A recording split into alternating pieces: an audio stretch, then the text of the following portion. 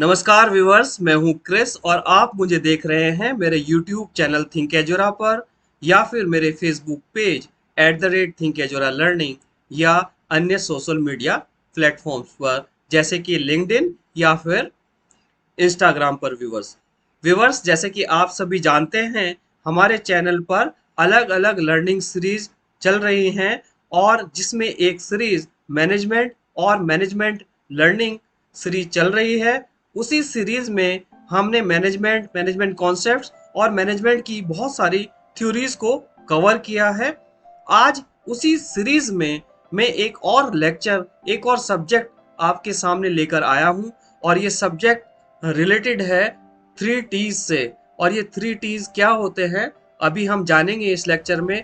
और इस लेक्चर में अंत तक बने रहिएगा, क्योंकि इस लेक्चर में हम आज एक बहुत ही इम्पोर्टेंट थ्योरी को, टीम मैनेजमेंट और टीम बिल्डिंग या टीम डेवलपमेंट की थ्योरी को कवर करने जा रहे हैं। पर उससे पहले हम समझेंगे कि टीम क्या होती है, टीम वर्क क्या होता है, तभी हम टीम की इम्पोर्टेंस को समझ पाएंगे, टीम की महत्व को समझ पाएंगे और समझ पाएंगे कि टीम क्या होती है, टीम वर्क क्या होता है, एक टीम कैसे बिल्ड की जानी चाहिए, टीम बिल्ड करते समय हमें किन चीज़ों का ध्यान रखना चाहिए। और जब आप टीम बिल्ड कर रहे हैं, टीम को मैनेज कर रहे हैं, टीम के द्वारा आप चीज़ों को एग्जीक्यूट करा रहे हैं, तो उस दौरान कौन कौन से फेजेस से आपको गुजरना पड़ता है या टीम किन फेजेस से गुजरती है, ताकि आप टीम की स्टेटस को, स्टेज को बेहतर तरीके से समझ पाएं,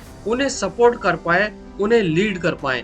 और यही आज के हमारे जो टॉपिक है, हमारा जो सब्जेक्ट है, हमारे जो लेक्चर है, इसी के अराउंड हम आज चर्चा करेंगे, बात करेंगे। बहुत ही इंटरेस्टिंग होने वाला है टॉपिक। और यकीन जानिए कि इस लेक्चर के बाद आप टीम को, टीम वर्क को, टीम डायनेमिक्स को, टीम के डिफरेंट फेजेस को बहुत अच्छे से समझ पाएंगे। और आशा करता हूं कि इस लेक्चर के एंड तक आप ये अच्छी तरह से समझ चुके होंगे कि एक बेहतर टीम को कैसे बनाया जा सकता है, कैसे एग्जीक्यूट किया जा सकता है, कैसे उसे समझा जा सकता है, कैसे रिवॉर्ड किया जा सकता है, कैसे रिकॉग्नाइज किया जा सकता है, और अपने बिगर गोल्स, जो विजन और मिशंस हैं, उन्हें कैसे आप एक टीम के द्वारा, एक टीम एफर्ट और या टीम वर्क को करके किया जा सकता है, अचीव किया जा सकता है व्यूअर्स। तो आइए विदाउट फर्दर डिले आगे बढ़ते हैं व्यूअर्स। हमेशा की तरह हम हैं अपने चैनल के होम पेज पर। इस चैनल के होम पेज पर जाकर, यानी कि थिंक एजोरा के होम पेज पर जाकर आप जुड़ सकते हैं हमसे, हमारे विजन से, मिशन से और गोल स्टेटमेंट से व्यूअर्स। और हमेशा की तरह हम हैं अपने चैनल के स्किल फ्रेमवर्क के पेज पर। बाय नाउ मैं समझता हूँ व्यूअर्स कि आप सभी फेमिलियर हो चुके होंगे स्किल फ्रेमवर्क से। परंतु अगर आप अभी मेरे चैनल पर नए हैं तो चैनल को सब्सक्राइब कर लीजिए, बेल आइकन को हिट कर लीजिए, ताकि आपको आने वाले सारे वीडियोस के नोटिफिकेशन मिलते रहें। और अगर आप स्किल फ्रेमवर्क के बारे में और जानना चाहते हैं, डिटेल में जानना चाहते हैं, तो मेरे चैनल पर प्लेलिस्ट में आपको ब्रांड एडवर्टाइजिंग में ये सारी वीडियोस मिल जाएंगी, जहां पर आपको स्किल फ्रेमवर्क की पूरी जानकारी हो जाएगी व्यूअर्स।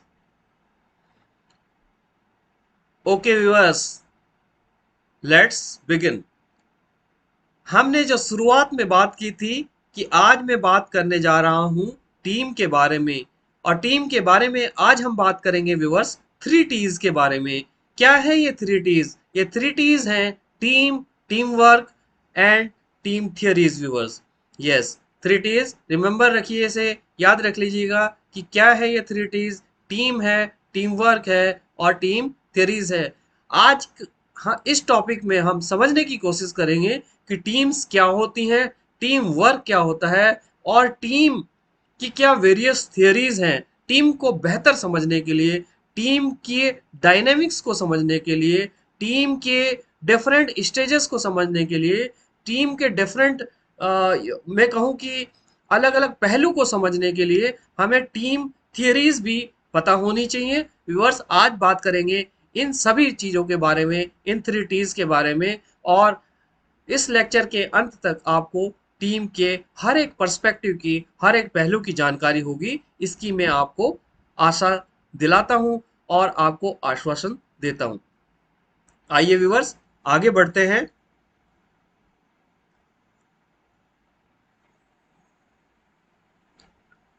सबसे पहले व्यूअर्स समझ लेते हैं कि एक टीम क्या होती है, किसे कहते हैं हम टीम, और टीम की हमें क्यों आवश्यकता पड़ती है। इस सब को समझने की कोशिश करते हैं, ताकि फिर हम आने वाले समय में फिर टीम के डिफरेंट डायमेंशंस को समझें, डिफरेंट अलग अलग पहलुओं को समझने की कोशिश करते हैं व्यूअर्स। और बड़ा ही इंटरेस्टिंग टॉपिक है ये, टीम का बहुत लाइवली टॉपिक है। बहुत मुझे लगता है कि सभी लोग बहुत एनर्जेटिक होंगे, मोटिवेटेड होंगे इस वीडियोस को देखने के लिए, तो बने रहें मेरी इस वीडियो में। सो व्यूअर्स, जैसे कि हम देख पा रहे हैं, टीम के डिफरेंट डिफरेंट यहाँ पर पिक्चरियल फॉर्म में मैं आपको टीम को समझाने की कोशिश कर रहा हूँ यहाँ पर। और देखिए, किसे कहते हैं team. When people come together, come along to achieve a common goal or a task or objective, then it is called as a team. जी हाँ, जब कुछ लोग एक साथ आते हैं, मिल जाते हैं, जुड़ जाते हैं किसी कॉमन गोल को, किसी कॉमन ऑब्जेक्टिव को, किसी कॉमन विजन को पूरा करने के लिए, तो ये जो लोग आपस में जुड़ जाते हैं, ये जो लोग साथ में काम करते हैं, साथ में जुड़ जाते हैं, मिल जाते हैं, एक साथ आ जाते हैं, ग्रुप में आ जाते हैं, इसी को हम टीम कहते हैं व्यूअर्स। और टीम को डिफरेंट डिफरेंट चीजों के लिए हमें बिल्ड करने की जरूरत पड़ती है। Alone we can't do everything, right. अकेले ही हम सब कुछ नहीं कर सकते, और अगर आप कर भी सकते हैं तो हो सकता है उसके बहुत सारे रेप्लिकेशन हो जाए, राइट। आपको बहुत अधिक टाइम लग जाएगा। आपके हो सकता है आप अकेले सारे रिसोर्सेज को मैनेज नहीं कर पाएंगे, आपके पास सारी स्किल्स मे बी के न हो, आप सारे रिसोर्सेज को हैंडल न कर पाए, आपके पास डिफरेंट एक्सपीरियंस न हो, आपका एक इंडस्ट्री का एक्सपीरियंस हो सकता है, 2 इंडस्ट्री का एक्सपीरियंस हो सकता है, परंतु अगर आपको आपका जो विजन है, आपका जो मिशन है, या जो आपका गोल है, या जो ऑब्जेक्टिव है जिसे आप अचीव करने के लिए कोशिश कर रहे हैं, उसके लिए आपको टीम की आवश्यकता पड़ सकती है। डिफरेंट डिफरेंट स्किल्स की आपको आवश्यकता पड़ सकती है, डिफरेंट बैकग्राउंड्स की आपको आवश्यकता हो सकती है, अलग अलग तरह के सोच के लोगों की आपको ज़रूरत हो सकती है, अलग अलग एक्सपर्टाइज की आपको ज़रूरत होती है। तो इसके लिए आप आ, उन बैकग्राउंड्स के, उन एक्सपीरियंस के, उन स्किल्स के लोगों को साथ में लेकर चलते हैं, साथ में जोड़कर चलते हैं, और यहीं से शुरुआत होती है टीम की, और बनती है एक टीम व्यूअर्स।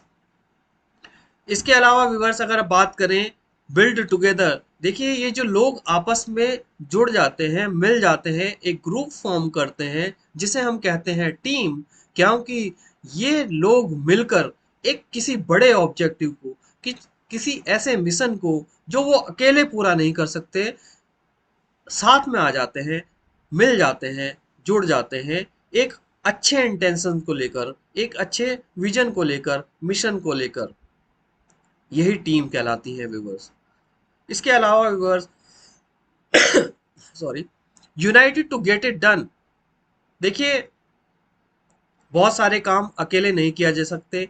जो बड़े ऑब्जेक्टिव्स होते हैं, बड़े मिशन होते हैं, बड़े बिजनेसेस होते हैं, बड़ी बड़ी कंपनीज होती हैं, वो ग्रुप ऑफ पीपल होती हैं, ग्रुप ऑफ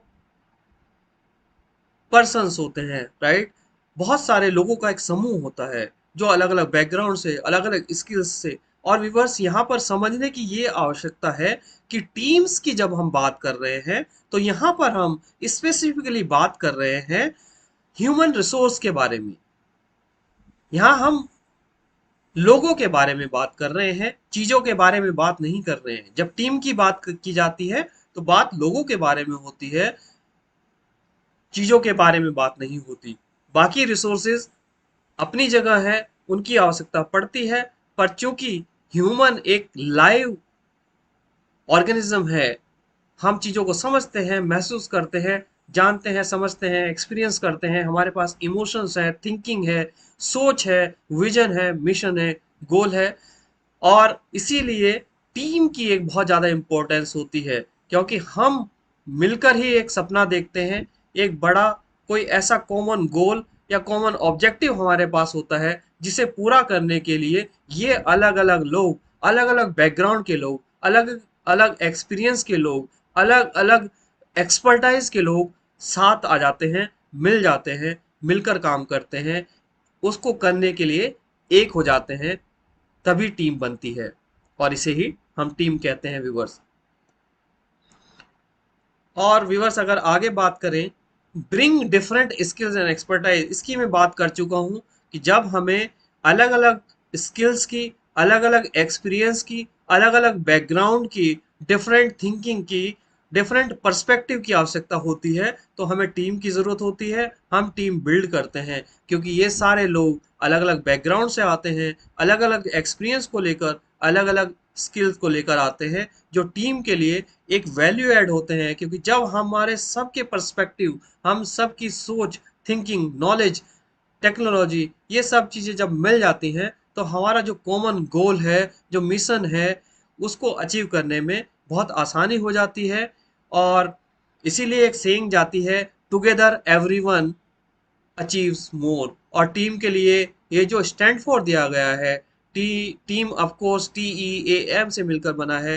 टीम यहाँ पर कह रहे हैं together, for T for together, E for everyone, A for achieves and M for more. So together everyone achieves more, ये इसका मैं कहूँगा कि काफ़ी सार्थक अर्थ इसको दिया गया है कि हम साथ में मिलकर ज़्यादा अचीव कर सकते हैं। हर कोई इंडिविजुअल करने की अपेक्षा अगर हम टीम्स में ज़्यादा काम करते हैं तो वो ज़्यादा फ्रूटफुल होता है, सभी के अपने उद्देश्य भी पूरे होते हैं, और हम एक बिगर या कॉमन ऑब्जेक्टिव में कहूँ, अगर वो बिगर भी ना हो तो कॉमन ऑब्जेक्टिव जो है उसको हम अचीव कर पाते हैं। इसीलिए हम अपनी सोसाइटी में, बिजनेसेस में, और अलग अलग चीज़ों में या समाज में भी हमें ये बहुत देखने को मिलता है। वेरियस ग्रुप्स हैं, वेरियस सोसाइटीज़ हैं, कम्युनिटीज़ हैं, ये सारे एक क्या है, ये एक टीम की तरह कार्य करते हैं। जब उनका कोई कॉमन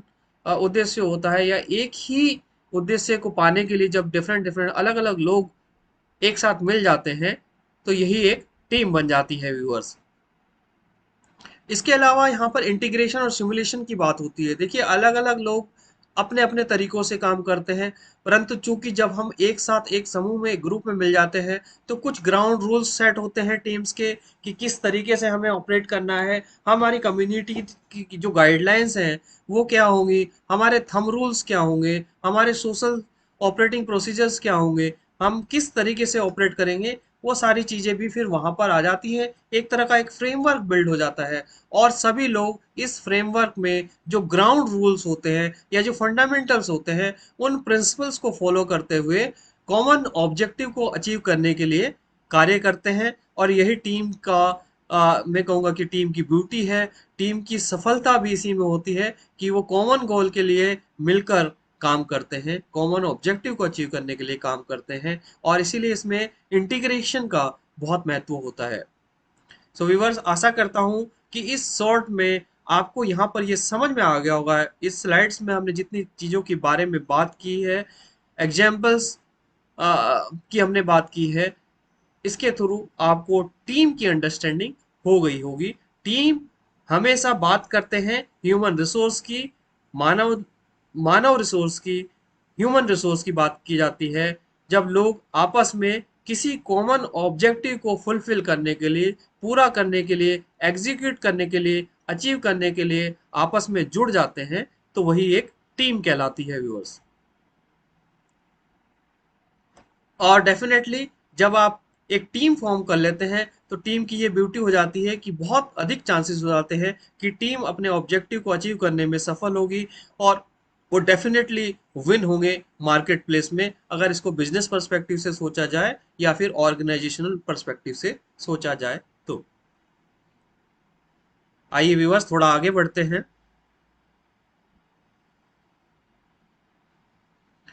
और टीम के डिस्कशन को कंटिन्यू रखते हैं, और थोड़ा सा समझने की कोशिश करते हैं कि अलग अलग लोगों ने टीम वर्क की इम्पोर्टेंस को कैसे कैसे डिस्क्राइब करने की कोशिश की है, कैसे वो बता रहे हैं कि टीम वर्क की क्या इंपॉर्टेंस होती है और टीम वर्क के क्या बेनिफिट्स हैं। देखिए यहाँ पर हेनरी फोर्ड ने क्या कहा है, coming together is a beginning, keeping together is progress, and working together is success. देखिए अगर आप सक्सेस अचीव करना चाहते हैं तो आपको सारी चीजें अकेले नहीं करनी होंगी, आपको लोगों को साथ में लेना होगा, लोगों के साथ जुड़ना होगा, उस कॉमन गोल के लोगों से जुड़ना होगा, किसी से भी नहीं। आपको आइडेंटिफाई करना होगा कि आपके गोल्स क्या हैं और कौन और वो लोग हैं जो उन गोल्स, जो वो लोगों के गोल भी सेम गोल हैं, सेम ऑब्जेक्टिव हैं, उनको आइडेंटिफाई करके आपको उनको टीम से जोड़ना होगा।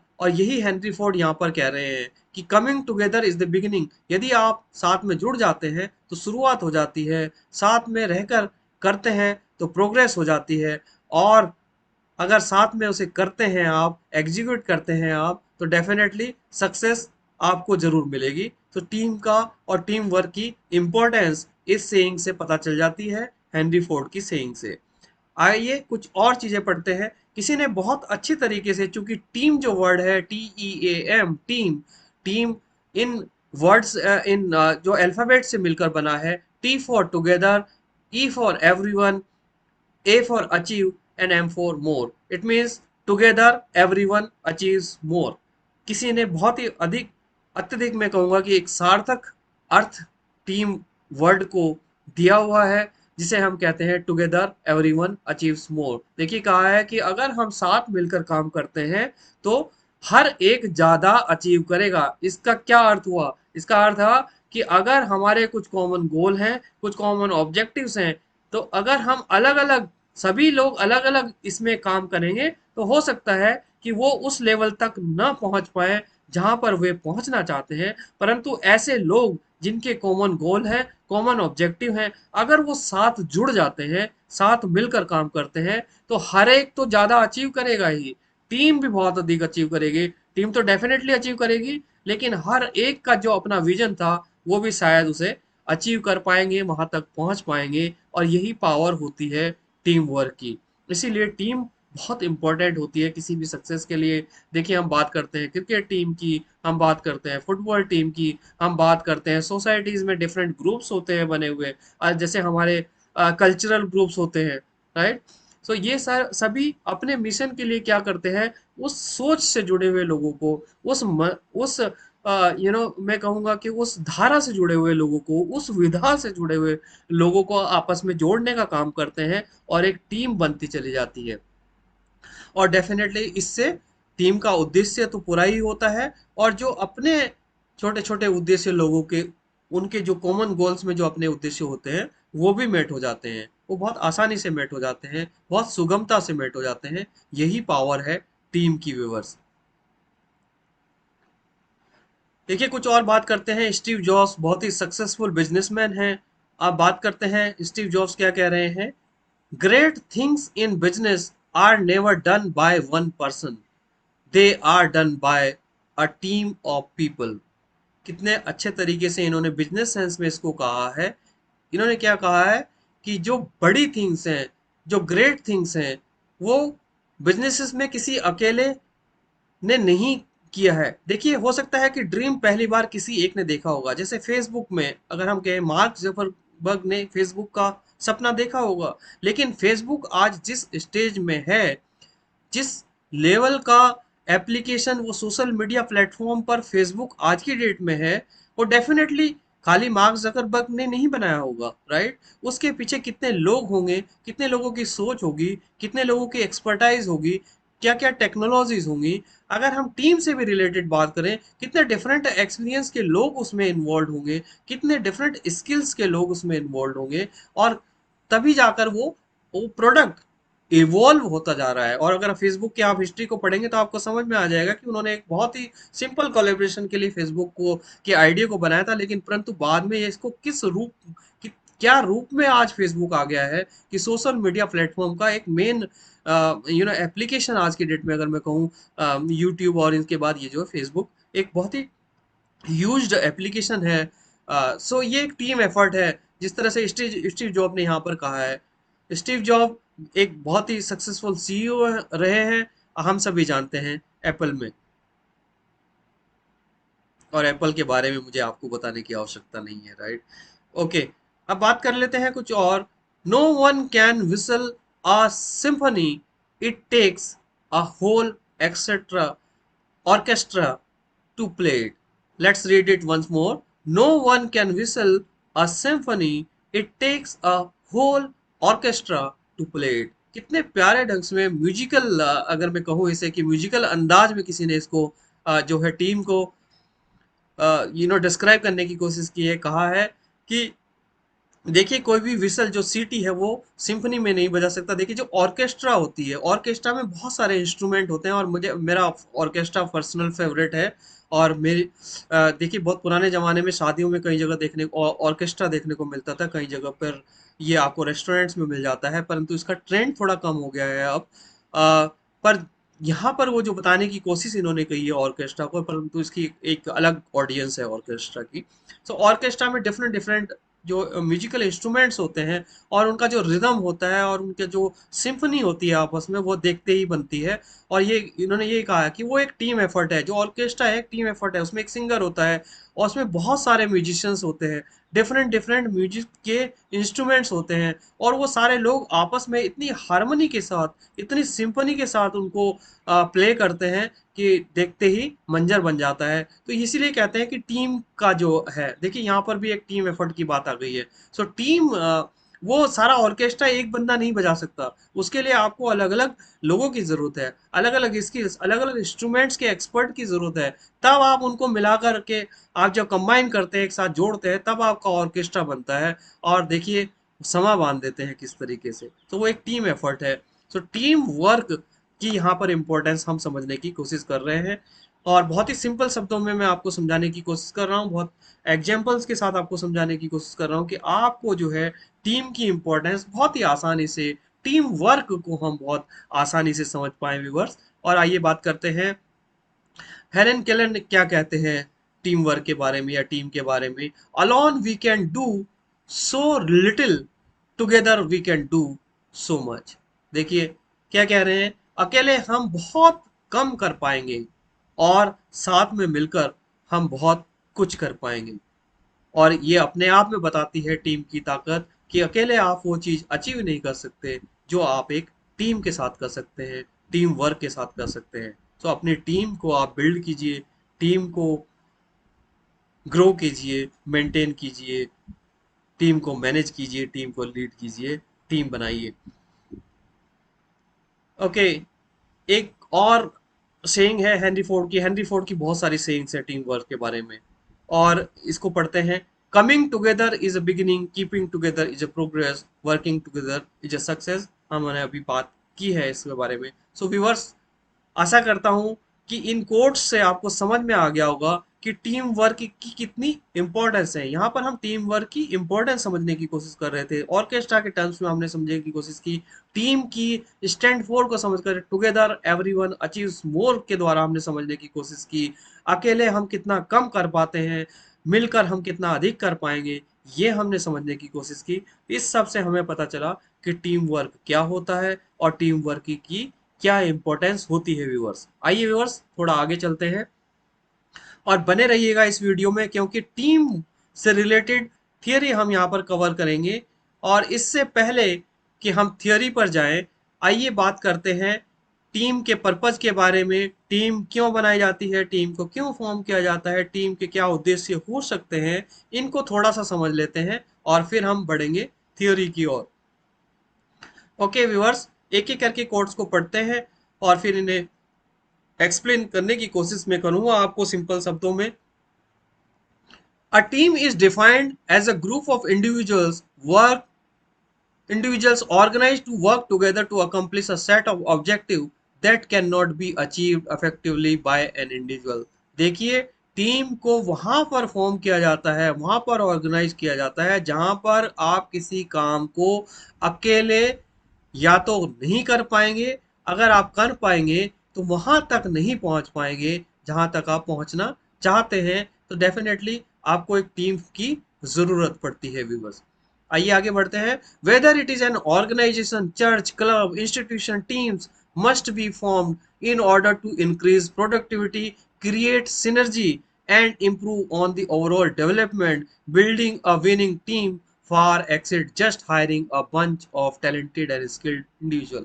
देखिए क्या कह रहे हैं, चाहे कोई ऑर्गेनाइजेशन हो, चर्च हो, जैसे कि मैंने अभी कम्युनिटीज की बात की थी, हमारे चर्च हो सकते हैं, हमारे क्लब हो सकते हैं, इंस्टीट्यूशंस हो सकते हैं, टीम को आपको हर जगह पर टीम की आवश्यकता पड़ती है प्रोडक्टिविटी को इंक्रीज करने के लिए, सिनर्जी को ड्राइव करने के लिए, सिनर्जी को बिल्ड करने के लिए, इम्प्रूवमेंट और डेवलपमेंट के लिए, आपको विन करने के लिए, सभी चीज़ों के लिए ज़रूरत पड़ती है एक टीम्स की। और ये कह रहे हैं कि जो टीम को बिल्ड करने की बात है, टीम को बनाने का जो पर्पज़ है, वो केवल चंद लोगों को साथ मिलाकर लेने का नहीं है, बल्कि उन लोगों को चुनने से है, उन बैकग्राउंड्स को, उन स्किल्स को, उन एक्सपर्टाइज को, उन उस सोच को आप एक समूह में डालते हैं, एक ग्रुप में डालते हैं, और यही एक टीम होती है व्यूअर्स। तो यही उद्देश्य है एक टीम को बनाने का। आइए थोड़ा आगे चलते हैं।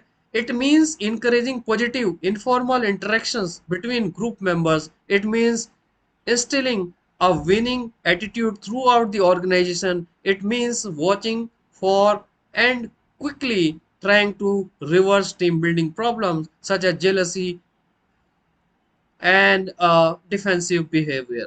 देखिए कितनी तरीके से बात की है। जब आप एक देखिए एक टीम का एक अलग बेनिफिट है, और सोसाइटी में तो हमें बहुत स्ट्रांगली ये देखने को मिलता है, जो ग्रुप्स स्ट्रांग हो जाते हैं, लोग उनके साथ हो जाते हैं, उनकी बात मान लेते हैं। देखिए इसका एक थोड़ा सा पॉजिटिव और निगेटिव भी है। सोशल स्ट्रक्चर में कह रहे हैं, जैसे रिलीजियस ग्रुप्स हो जाते हैं। देखिए जो रिलीजियस ग्रुप ज़्यादा ताकतवर हो जाता है, ज़्यादा बड़ा हो जाता है, वो फिर कई बार मनमानी करने लगते हैं। तो इस तरह के संदर्भ में हम बात नहीं कर रहे हैं। सोसाइटी में आपको ऐसे बहुत सारे एग्जाम्पल्स मिल जाएंगे, और यहीं पर कई बार जो है टीम्स में जो है पावर प्ले होने लग जाता है। हम उस संदर्भ में नहीं बात कर रहे हैं, हम टीम के पॉजिटिव्स को समझने की कोशिश कर रहे हैं कि टीम के क्या बेनिफिट होते हैं। कॉमन गोल अगर हमारा है, कॉमन ऑब्जेक्टिव है, और ये कॉमन ऑब्जेक्टिव डिस्ट्रक्टिव की हम नहीं बात कर रहे हैं, हम कोई आतंकवादी ग्रुप की बात नहीं कर रहे हैं। हम ये नहीं कह रहे हैं कि कुछ लोग जो है गलत सोच के लोग आपस में मिल जाए, टीम बनाए, और वो बेहतर तरीके से गलत चीजों को कर पाएंगे, नहीं। हम बात कर रहे हैं हमारे वो कॉमन गोल्स, हमारे वो कॉमन ऑब्जेक्टिव्स, हमारे वो कॉमन मिशंस, जिन जो समाज की बेहतरी के लिए है, सोसाइटी की बेहतरी के लिए है, बिजनेस को आगे ले जाने के लिए है, ऑर्गेनाइजेशन को आगे ले जाने के लिए है, ग्रोथ के लिए है, अपॉर्चुनिटीज के लिए है, ग्रो करने के लिए है, सक्सेसफुल के लिए बनने के लिए है। उन उद्देश्यों के बारे में हम टीम की बात कर रहे हैं व्यूअर्स। तो इसको पॉजिटिव लेने के लिए, लेकिन यहाँ पर देखिए क्या कह रहे हैं कि इंडिविजुअली अगर हम किसी ऑब्जेक्टिव में, अगर हमारे कॉमन गोल्स भी हैं, और अलग अलग लोग इंडिविजुअली उन गोल्स के लिए काम कर रहे हैं, तो ये बहुत सारी कई बार पॉसिबिलिटी हो जाती है कि इंडिविजुअल्स आपस में जेलस हो जाएं, उनके बिहेवियर डिफेंसिव हो जाएं, वो उतना ओपननेस इन्वायरमेंट में काम नहीं कर पाएंगे। तो अगर वो एक साथ आ जाते हैं, तो उनके गोल्स, तो चूंकि जो कॉमन गोल्स हैं, उनके ऑब्जेक्टिव कॉमन है, अगर वो साथ मिलकर काम करते हैं, तो वहां पर वो कंपटीशन को बेट कर पाएंगे, और उनका कंपटीशन बेसिकली किल कर रहे हैं, राइट। अगर वो एक अलग अलग कार्य करने के अलावा एक साथ जुड़ जाते हैं, एक टीम में आ जाते हैं, तो इसमें हमें देखिए इंडस्ट्री में बहुत एग्जांपल मिलते हैं। इंडस्ट्री में और बिजनेस पर्सपेक्टिव से अगर हम बात करें, तो आपने देखा होगा कि बहुत सारी कंपनी आपस में मिल जाती हैं। एक कंपनी दूसरी कंपनी को खरीद लेती है, अपने में विलय कर लेती है, एक्विजिशन कर लेती है। क्यों कर लेती है? क्योंकि वो जानते हैं कि ये जो डिफरेंट डिफरेंट ऑर्गेनाइजेशंस हैं, वो दूसरे ऑर्गेनाइजेशन को स्टडी करते हैं, और समझते हैं कि ये ऑर्गेनाइजेशन का जो पर्पज है, ये भी हमारे हमारे बिजनेस का ही एक स्वरूप है। और ये जो है जिस डायरेक्शन में हम अपने बिजनेस को ले जाना चाह रहे हैं, वो बिजनेस भी कुछ उसी तरीके का बिजनेस है। तो कोशिश करते हैं कि वो दोनों बिजनेस आपस में मिल जाए, एक दूसरे में मिल जाए, एक्विजिशन हो जाए, विलय हो जाए, जिसे हम कहते हैं, हिंदी में विलय कहते हैं और अंग्रेजी में इसे एक्विजिशन कहा जाता है। तो ये भी एक कम अलोंग है, united to get it done की ही फिलोसफी है, और टीम बिल्डिंग के ही एक तरह से फिलोसफी है। इसको थोड़ा सा हमने बिजनेस के संदर्भ में समझने की यहाँ पर कोशिश की है, ऑर्गेनाइजेशन के संदर्भ में समझने की कोशिश की है। ओके व्यूअर्स, थोड़ा सा आगे चलते हैं। In order to create an effective team, each member must contribute to the purpose and this requires that each member must take responsibility for the team success. To build a winning team, people need to be shown what direction the company is headed in and to buy into the direction, because every single member is responsible for the success and failure of the team. देखिए, जब अगर आप एक team में चले जाते हैं, team का आप पार्ट हो जाते हैं, तो डेफिनेटली टीम के लिए आपकी एक रिस्पॉन्सिबिलिटी हो जाती है, टीम की सक्सेस की रिस्पॉन्सिबिलिटी हो जाती है। क्योंकि देखिए, जो कोई व्हीकल होता है, अगर वो उसमें चार पहिए हैं, तो चारों पहियों की अपनी एक रिस्पॉन्सिबिलिटी है, राइट? तभी वो गाड़ी चल पाएगी। अगर एक भी पहिया खराब हो गया, तो वो गाड़ी नहीं चल पाएगी, वो गाड़ी उस स्पीड से नहीं चल पाएगी, उसमें ट्रबल्स आ जाएंगे, राइट? परेशानियां शुरू हो जाएंगी। सो यहाँ पर ये समझने की जरूरत है, ये एक इंडिविजुअल के पर्सपेक्टिव से समझाने की कोशिश की गई है। क्योंकि जब आप टीम ज्वाइन कर रहे हैं, सो आपको टीम के जो प्रिंसिपल्स हैं, टीम के जो ग्राउंड रूल्स हैं, टीम के जो सोशल नॉर्म्स हैं, उन्हें आपको डेफिनेटली फॉलो करना चाहिए। और आपको टीम की रिस्पॉन्सिबिलिटी भी समझकर फिर चलनी होगी, क्योंकि हो सकता है आपके टीम से जुड़ने के कुछ पर्सनल ऑब्जेक्टिव्स हों, जो शायद आपके टीम से जुड़कर पूरे हो सकते हैं, परंतु आपको टीम के बिगर मिशन को, विजन, गोल को और उसके पर्पज को जरूर समझना चाहिए। और तभी आप एक बेहतर टीम प्लेयर बन पाएंगे और बेहतर टीम बना पाएंगे, बेहतर टीम का पार्ट आप बन पाएंगे। ओके व्यूअर्स, इसमें बात करते हैं। Your role is not to be just an attendee, spectator, or complainer, but an active participating member in achieving the team's goal। देखिए कितने अच्छे तरीके से कहा है कि अगर आप इसको बिजनेस पर्सपेक्टिव या प्रोफेशनल के पर्सपेक्टिव में हम कहते हैं, तो देखिए, अगर आपने, ऐसा नहीं है कि सिर्फ किसी टीम को आपने ज्वाइन तो कर लिया है, परंतु उस ज्वाइन में सिर्फ आप एक मेंबर की तरह ऐड हो गए हैं, परंतु वहां पर आप चीज़ों के लिए कंप्लेन नहीं करते रहते हैं, आप चीज़ों के लिए निगेटिव ज़्यादा सोचते हैं, अपॉर्चुनिटीज़ नहीं देखते, आप चैलेंजेस को अपॉर्चुनिटीज़ की तरह नहीं लेते, या फिर उसमें उतना पॉजिटिवली या 100% अपना नहीं देते, तो आप एक अच्छी टीम नहीं बिल्ड कर पाएंगे और टीम में आप जेल नहीं हो पाएंगे, टीम में आप साइन नहीं कर पाएंगे, टीम में आप जेल नहीं हो पाएंगे, टीम में आप साइन नहीं कर पाएंगे, टीम में आप परफॉर्म नहीं कर पाएंगे, और हो सकता है कि आपकी वजह से जो है टीम की परफॉर्मेंस भी खराब हो जाए। तो आपको ये समझना है कि आपकी कितनी बड़ी रिस्पॉन्सिबिलिटी हो जाती है। जब आप एक इंडिविजुअल की तरह कार्य करते हैं, तो आपके कुछ सर्टेन डिलीवरेबल्स हो सकते हैं, आप बहुत अच्छा परफॉर्म कर रहे होते हैं, लेकिन टीम का जब पार्ट आप बन जाते हैं, तो डेफिनेटली आपको टीम डायनेमिक्स को समझना होगा, टीम की रिस्पॉन्सिबिलिटीज को समझना होगा, टीम के कॉमन गोल्स को प्रायोरिटी देनी होगी, प्राथमिकता देनी होगी। यहाँ पर हम ये समझने की कोशिश कर रहे हैं। Team building, there are several characteristics to make up a team. There must be an awareness of unity on a part of all the team members. देखिए, सभी को मिलकर काम करना है, तभी टीम हो पाएगी, right? Team members must have a chance to contribute and learn from the work with others. देखिए, बहुत अच्छी बात इसमें एक है कि टीम वर्क जब हो रहा होता है, तो डेफिनेटली डिफरेंट स्किल्स के लोग, डिफरेंट बैकग्राउंड के लोग, डिफरेंट कल्चर के लोग, डिफरेंट एक्सपीरियंस के लोग, डिफरेंट एक्सपर्टाइज के लोग वहाँ पर होते हैं। तो डेफिनेटली हमें कोशिश करनी चाहिए कि हम एक दूसरे के साथ अपने एक्सपर्टाइज को शेयर करें, अपने एक्सपर्टाइज को, नॉलेज को, एक्सपीरियंस को शेयर करें, और इस सिमिलरली दूसरों से उस एक्सपीरियंस को ले भी, उस नॉलेज को सीखे भी, और इसी तरीके से टीम एक दूसरे को लेवरेज करती है और कॉमन गोल्स को बहुत आसानी से अचीव करती है, और इससे इंडिविजुअल्स का भी जो है बहुत ग्रोथ होती है। टीम में अगर आप हैं, और अगर आप सीखना चाहते हैं और सिखाना चाहते हैं, बांटना चाहते हैं, लेना चाहते हैं और देना चाहते हैं, तो बहुत ही बेहतरीन इन्वायरमेंट टीम का हो सकता है व्यूवर्स। आइए थोड़ा सा आगे बढ़ते हैं।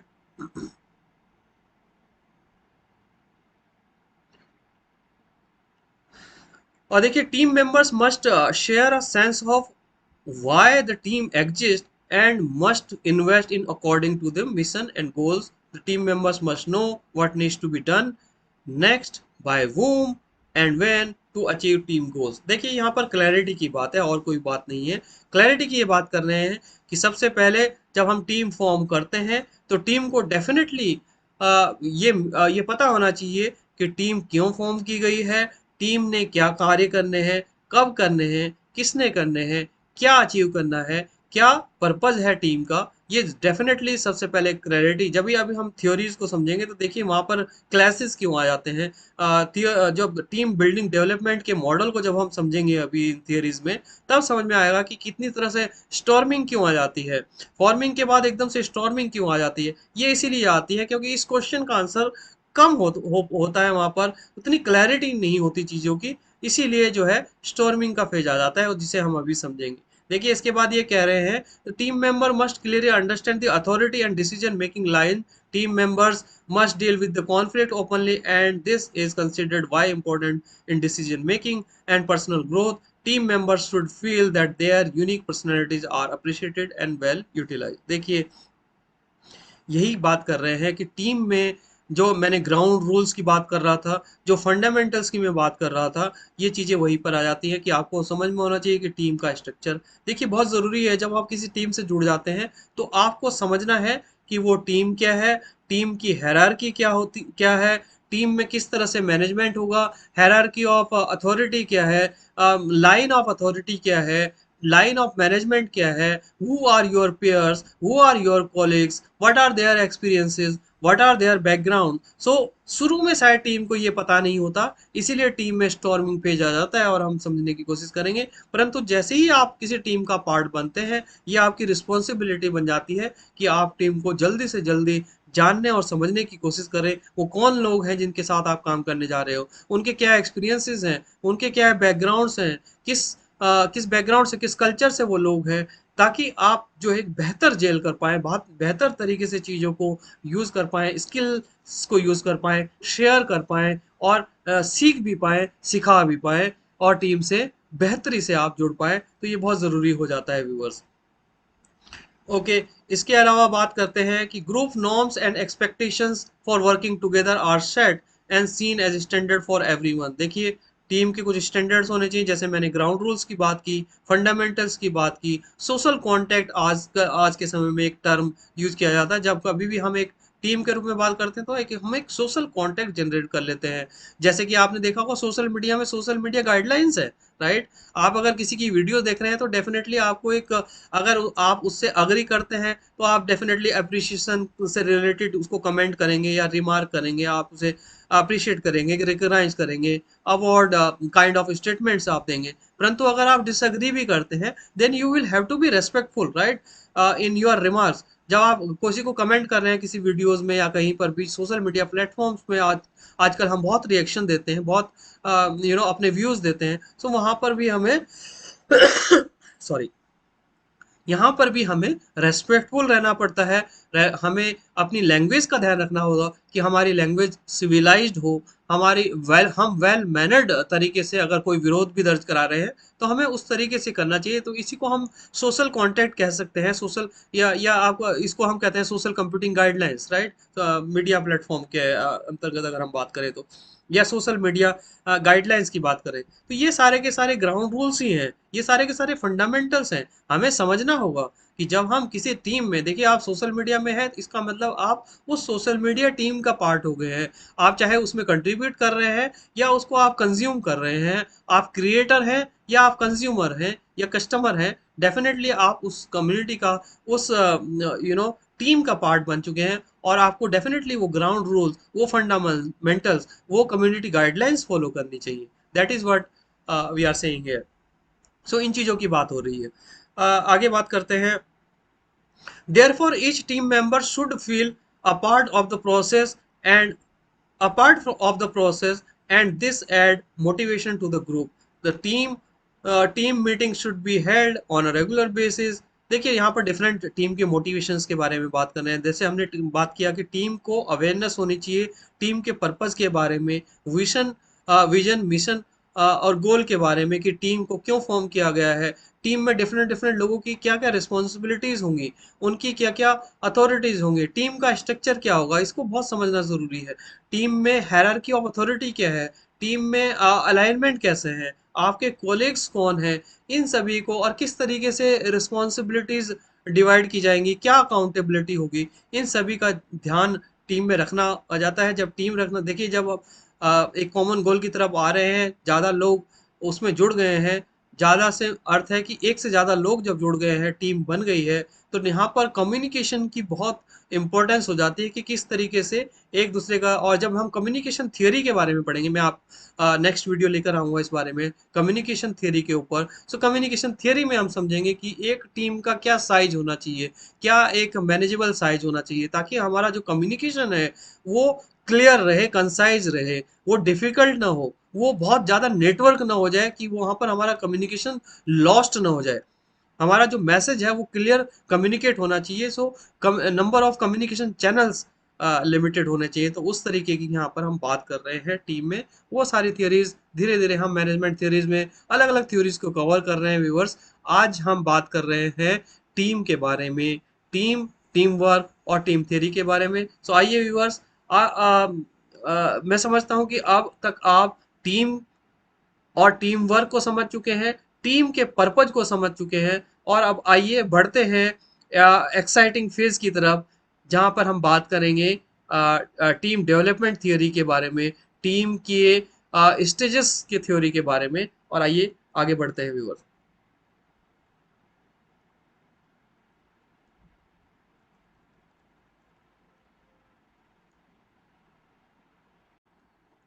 आइए व्यूअर्स आगे बढ़ते हैं और बात करते हैं Tuckman's theory, very very famous theory in the team and team building viewers. So Bruce Tuckman, the first presented is forming, storming, norming, performing. So टकमैन ने एक थियोरी दी थी जिसका नाम था टकमैन थियोरी, टीम बिल्डिंग थियोरी। और ये जो थियोरी है इनके नाम से ही फेमस है, और ये टीम बिल्डिंग थियोरी है व्यूअर्स। और याद रखिएगा, ये थियोरी इन्होंने 1965 में दी थी, जिसमें इन्होंने 4 स्टेजेस प्रपोज किए थे कि किसी भी टीम बिल्डिंग एक्सरसाइज में जब आप टीम बिल्डिंग कर रहे होते हैं या आपके पास एक टीम होती है, तो टीम किस किस स्टेजेस से होकर गुजरती है, उन्हीं को इन्होंने टीम बिल्डिंग यानी कि टकमन थियोरी में डॉक्यूमेंट किया हुआ है कि क्या क्या स्टेजेस होती हैं एक टीम बिल्डिंग में।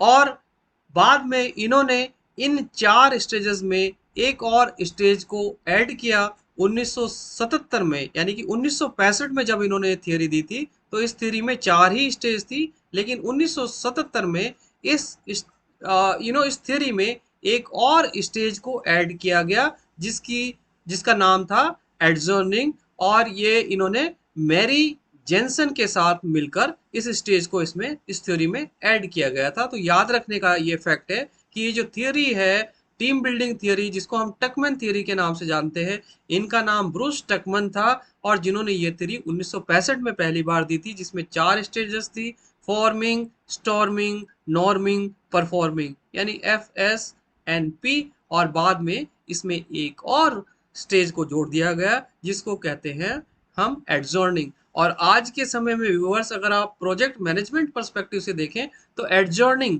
जो है बेसिकली क्लोजिंग फेज का पार्ट है।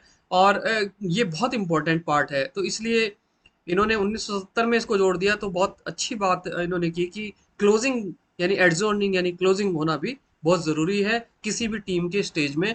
और जहाँ तक ये डायनेमिक्स होती है, देखिए कुछ टीम्स क्या होती हैं, परमानेंट नहीं होती, यानी कुछ समय के लिए कुछ उद्देश्य के लिए फॉर्म की जाए, जब वो उद्देश्य पूरा हो जाएगा तो डेफिनेटली उन टीम्स को रिवॉर्ड, रिकग्नाइज वगैरह वगैरह करने के बाद उसको क्लोज किया जाएगा, डिसमेंटल किया जाएगा, and the team will fall apart, and then definitely they will this people will get realigned to other projects or the organizations, so और ग्रुप्स।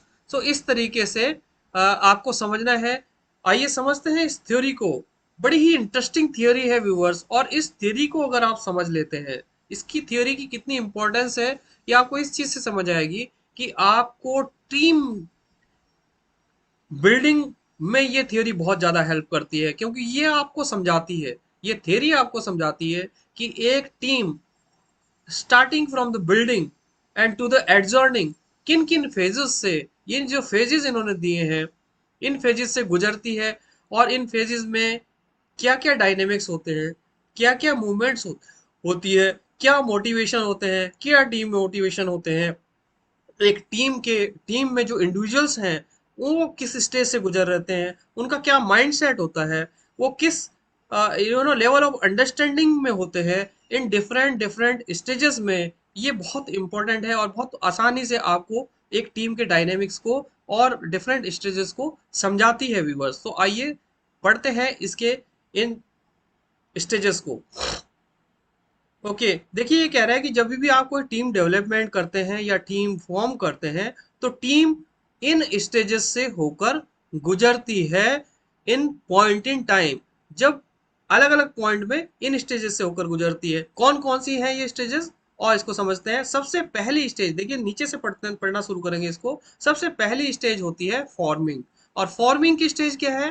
देखिए फॉर्मिंग की स्टेज है, आपका एक कॉमन गोल है, आपको पता है कि आपने ये गोल अचीव करना है, और डेफिनेटली आपने आइडेंटिफाई कर लिया है कि क्या स्किल्स होनी चाहिए, क्या एक्सपीरियंस होने चाहिए लोगों की, क्या बैकग्राउंड्स होने चाहिए, क्या डिफरेंट डिफरेंट एक्सपेक्ट है उस प्रोजेक्ट की, या उस बिजनेस की, या उस सोसाइटियल कम्युनिटी ग्रुप की, क्या रिक्वायरमेंट्स है, उसके बेस पे आप एक टीम फॉर्म करेंगे।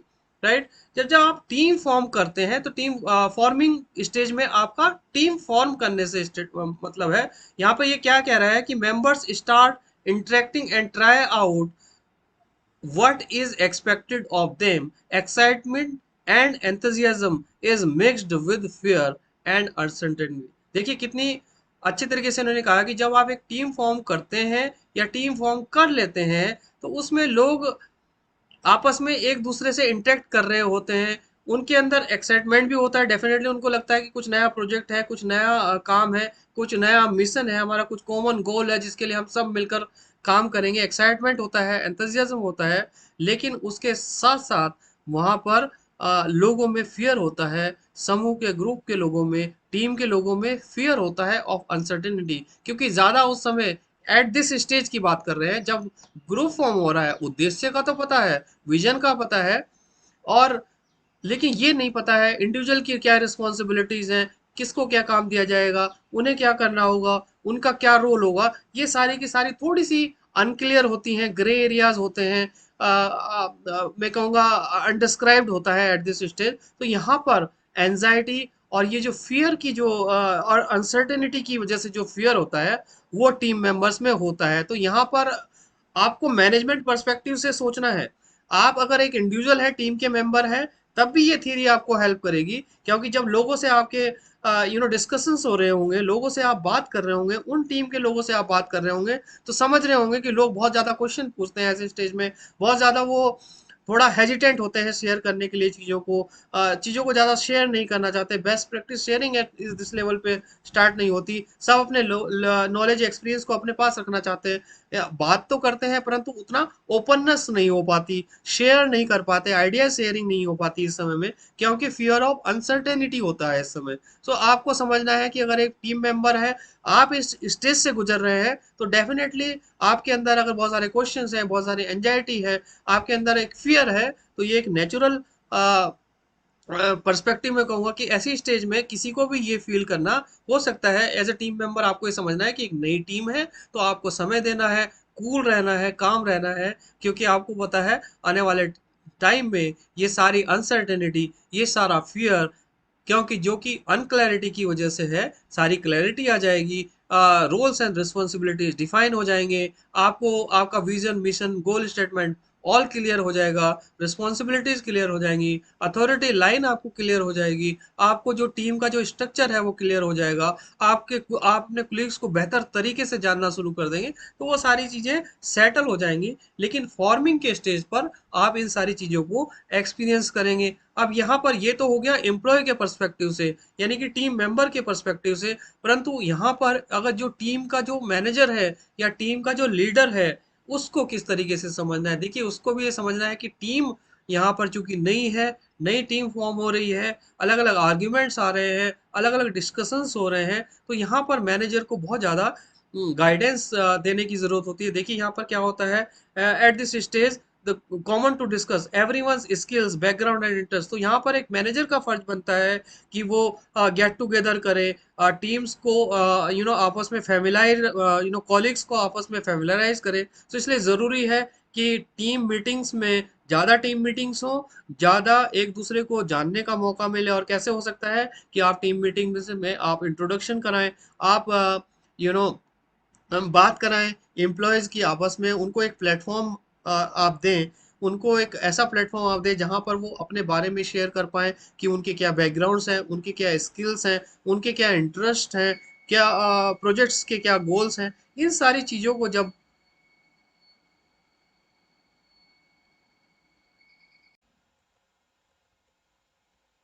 जी हाँ, आपको हम बात कर रहे थे कि मैनेजर्स की रिस्पॉन्सिबिलिटी है यहाँ पर एक कॉमन प्लेटफॉर्म प्रोवाइड करना टीम्स को, जहाँ पर वो अपने इंट्रो दे पाए, जहाँ पर वो बात कर पाए अपनी अपनी स्किल्स के बारे में, अपनी बैकग्राउंड के बारे में, एक्सपीरियंस के बारे में, इंटरेस्ट के बारे में। वो लोग बात कर पाए प्रोजेक्ट्स की डिटेलिंग के बारे में, उनकी टाइमलाइंस के बारे में आप उन्हें अवेयर कराएं। कोई रूल्स एंड रेगुलेशन जो आपके ग्राउंड रूल्स, बहुत ज़रूरी है कि जब कोई टीम्स फॉर्म हो रही हैं तो मैनेजर की या लीडर की ये रिस्पॉन्सिबिलिटी है कि वो ग्राउंड रूल सेट करे, कम्युनिटी रूल सेट करे, वहाँ पर एक जो है एक जो जो सोशल कॉन्टैक्ट आपस में बिल्ड करे, ताकि सभी लोग रेस्पेक्टफुल रहें, एक दूसरे से कैसे कम्युनिकेट करना है, क्या किस तरीके से कम्युनिकेशन के क्या वे होंगे, कम्युनिकेशन के क्या चैनल हैं, वो लोग आपस में कैसे कनेक्ट कर सकते हैं, कौन सी टेक्नोलॉजी को यूज़ करना है। ये सारी क्लैरिटी एक मैनेजर को देनी होती है, एक लीडर को देनी हो चाहिए, ताकि वो एक टीम की इस फॉर्मिंग की स्टेज को, उस टीम को स्टेब्लिश करने में हेल्प करे।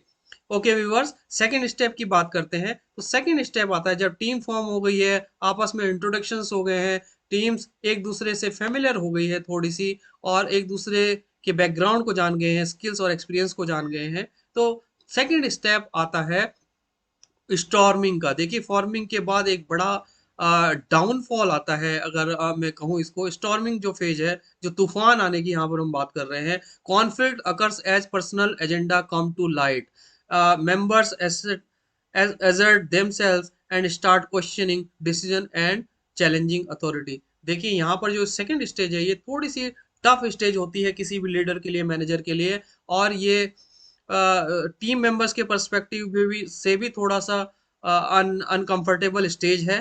तो यहाँ पर मैनेजर्स की और टीम की, देखिए आप अगर टीम मेंबर्स हैं तो भी आपको ये थ्योरी समझनी ज़रूरी है, और अगर आप लीडर्स हैं तो डेफिनेटली आपको आनी चाहिए, आपको समझ आनी चाहिए। और अगर आप टीम मेंबर्स हैं तो मैं समझता हूँ कि आप बेहतर तरीके से टीम में जुड़ पाएंगे, सपोर्ट कर पाएंगे। आप मैनेजमेंट में अपने मैनेजर को, लीडर्स को बेहतर सपोर्ट कर पाएंगे, अपने कुलीग्स की मेंटल स्टेटस को आप वहाँ पर समझ पाएंगे।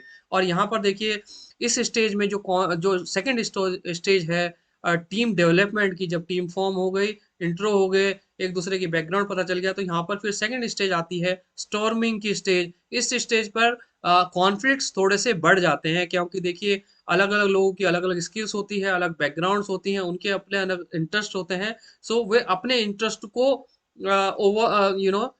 ओवरकम करना चाहते हैं टीम के इंटरेस्ट से या दूसरे ब्रॉडर इंटरेस्ट से। तो वहाँ पर थोड़ी सी दिक्कत आती है, कॉन्फ्लिक्ट आता है। और मेंबर्स जो है कोशिश करते हैं, वो डिसीजंस को कोशिश करते हैं कि हम ये चेंज क्यों ला रहे हैं, ये चेंज क्यों होना चाहिए, पहले ऐसे होता था अब ऐसे क्यों हो रहा है। ये एक प्रैक्टिकल सिनेरियो मैं आपको बता रहा हूँ कि लोग आपको चैलेंज, आपके जो वर्किंग मेथडिज्म को, या आप जो नए नई चीज़ें इम्प्लीमेंट करने जा रहे हैं, कुछ चेंजेस होने जा रहे हैं, उनको क्रिटिसिज्म करने लगते हैं, और उनको उन पे क्वेश्चनिंग करते हैं। अथॉरिटीज़ को भी चैलेंज करते हैं कि नहीं ऐसा नहीं होना चाहिए, ये वाला प्रोसेस ऐसे होता है, हम इसको ऐसे क्यों कर रहे हैं। और बहुत सारी चीज़ें यहाँ पर आती हैं। तो इसीलिए इस स्टेज को स्टॉर्मिंग की स्टेज कहा जाता है।